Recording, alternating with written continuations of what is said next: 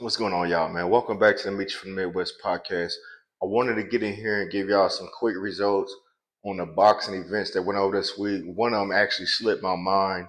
We'll get into that in a second. I want to talk about the main fights that I actually was speaking on over the weekend that I ended up watching. I told y'all Deontay Wilder was back making his return after being knocked smooth out by Big Bang Yang. He made a appearance. It looked like he was in a backyard fight, man. I ain't gonna lie to y'all. I'm thinking that's why I was saying that it was this weekend. I'm thinking that the fight gonna fall on Saturday and be on the Jake Paul card. But then I forgot when I looked at the fight card, Wilder name wasn't on there. So I'm like, well, where is this event being held at? And it's like I don't want to discredit them, but like it's like one of those brands like promotion, like when you working your way up. Like if you playing a boxing game, they have you fighting like up in somebody's backyard or at a venue or something like that. That's like low budget. And the production was just bad because it ended up being on YouTube, but it looked like it was one of those fights that I don't know, like for those that served in the military or been to a boxing events. Like in the military, we had the where it went like branches against each other, boxing teams, Marines, Army, Navy, Air Force, stuff like that. And the quality when people usually see it, if you see it on TV, it looks like it's just like bad production or whatever. But like I said, no knock to them, they was able to pay Deontay Wilder a amount that entertained him to get back in the ring. But it was like, dog, what is he doing on this card? That's what I was confused on. Anyways, he ended up winning by knockout. It wasn't an easy fight for this dude. He looks like he's being cautious. Like he feels like if a mub do hit him the wrong way, he's gonna be knocked out. I believe that he's a Hall of Famer just because of his record alone, his knockout ratio and stuff like that. The fights, even though he got destroyed in the last two fights versus Tyson Fury, that first fight was a classic because a lot of people thought that Wilder won that match, and the referee gave Tyson Fury way too much time to recover when it was really like he should have been counted out a long time ago. But anyways, it was sad to see him at this event not being on the actual big card because Deontay usually fight on PBC. He didn't fight on Showtime. I don't know if he. I'm pretty sure he fought on HBO a couple years ago when they was active with boxing. But man, it looked bad. But overall, he got the win.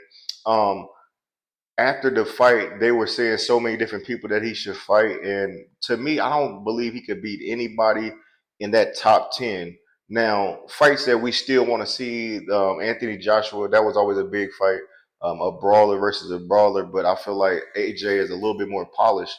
Wilder would just have to go out there head hunting like he do everybody else, but I can't even see him winning that fight now after seeing his chin caught so many times. It's like I don't think he could take a punch like that.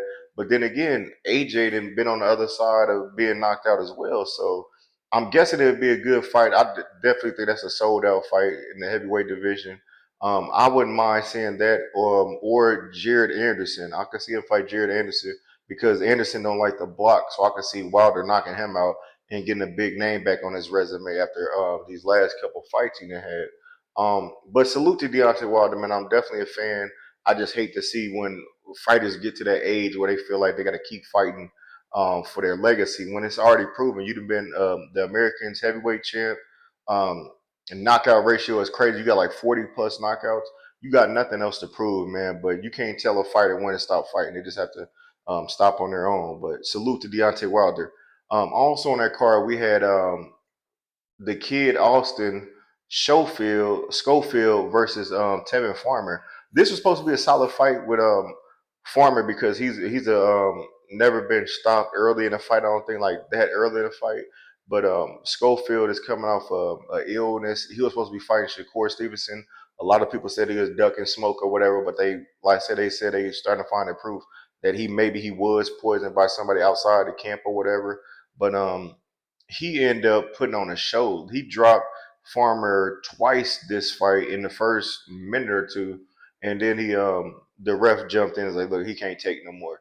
But the punches he was getting caught with, they was coming so fast. It kind of reminds you of Devin Haney versus Ryan Garcia when Garcia just got out there and couldn't stop knocking Haney down, man. But big win for Schofield. I'm not sure if he's ready for Shakur, but the type of fight he fought, if he comes in like a brawling mentality versus Stevenson, I can see him that being a good fight.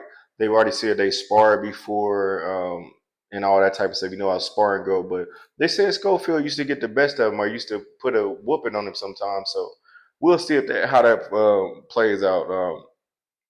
Stevenson Shakur actually got a big fight coming up against, I want to say Williams Zepeda. I want to say both of them are undefeated too. And this is a fight that Stevenson needs on his resume to say, look, I can't keep saying I'm fighting nobody. This is actually a name and a big name. So that should be coming up. The other boxing match for that night was Jake Paul. He went against Chavez Jr. Chavez Jr. said before the fight, "Look, man, if I lose to this dude, I can't fight no more. I can't lose to a YouTuber." And what did he do? Go out there and lose to a damn YouTuber. He threw the least amount of punches. He looked scared the whole fight. He was pretty much on defense the whole fight, just trying to survive a knockout. Jake Paul looked okay, man. Like I said, he got his little jabs in. He threw 100 plus, well, landed 100 plus punches.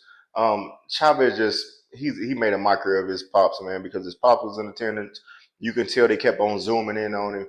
His reaction just said it all. Like, look, dog, you my son, but damn, like you making me look bad. Like you didn't even come out here and put on the effort of trying to like show some type of heart.